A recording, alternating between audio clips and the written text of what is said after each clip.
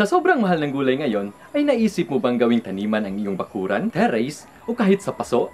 Pwedeng-pwede mga ka-green thumbs, katulad lamang sa mga urban farmers na aking i-feature sa video natin today. Tara't silipin natin kung paano nila ito ginawa, at kung paano mo rin ito pwedeng simulan sa sarili mong tahanan.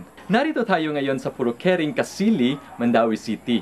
At ito ang kanilang backyard plot at containerized urban garden. Ang Kasili Farmers Association ay binubuo ng 13 farmers na pinamumunuan ng butihing may bahay ng kanilang barangay captain na si Madam Alice Kabatingan. Ngayong araw ay naimbitahan pala tayo mga ka-green thumbs na makibahagi sa kanilang sinalihang patimpalak.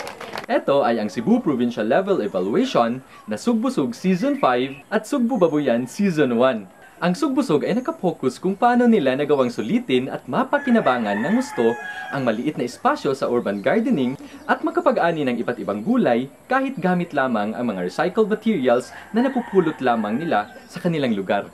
Habang ang Sugbu Babuyan naman nila ay nakapokus kung paano nila naaalagaan at napapakain ang kanilang mga baboy sa tulong ng pagtatanim ng iba't ibang klase ng halaman na pwedeng makatulong upang makatipid sa pagbili ng mga commercial feeds. Ang urban gardening ay simpleng hakbang tungo sa mas malusog, mas makakalikasang pamumuhay. Salamat sa panonood mga ka-green thumbs. Hanggang sa muli!